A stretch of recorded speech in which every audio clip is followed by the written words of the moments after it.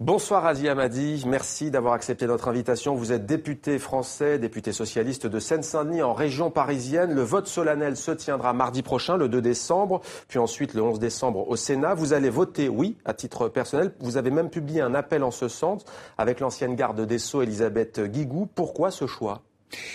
Je vais voter oui parce que nous défendons, nous la France, c'est pas une question de gauche, de droite ou de je ne sais quel clivage politique. Depuis le général de Gaulle, la solution de deux États. Et à partir du moment où nous sommes dans une impasse, aujourd'hui, entretenue par les extrémistes des deux bords, cette situation devient, ce rêve, cette ambition remise en cause.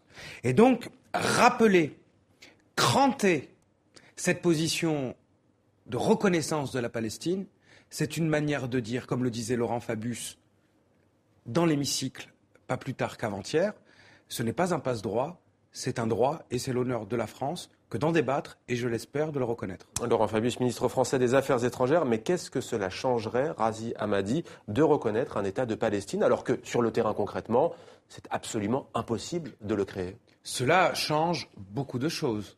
La première, c'est un message.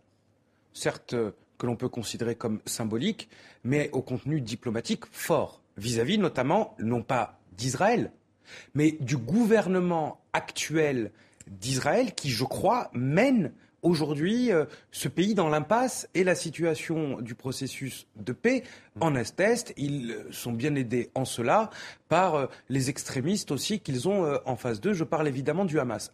Deuxièmement, une grande nation comme la France, qui par son Parlement demande la reconnaissance de l'État palestinien, ça va avoir des conséquences fortes, y compris en Europe, parce que de nombreux pays européens vont maintenant lui emboîter le pas, et de grands pays. Enfin, je ne doute pas que cette position du Parlement français sera sans conséquence sur la position du gouvernement français et j'espère ne pas trahir ici un secret de polichinelle, mais je crois qu'au sein même de l'Organisation des Nations Unies, la France aura une position au travers de résolutions qui prendront appui sur cette reconnaissance qu'a votée et que votera, je l'espère, le Parlement.